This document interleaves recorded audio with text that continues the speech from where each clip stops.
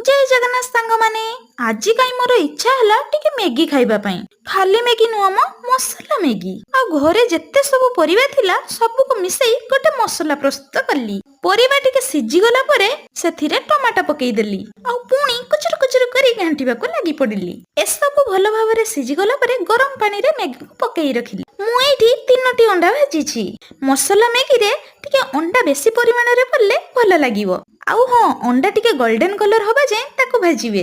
आउ तापरे पूर्वरु भाजा ही रखाइथिबा परिबा को ढाली देबे। आउ तापरे सिझा मैगी को पकेई देबे। सेथिरे टमाटो सॉस आउ चिली सॉस पकेई ताको घांटिबा को लागि पड़िबे। भलो भाबरे मैगी सहित मिसाई ताको भाजिबे।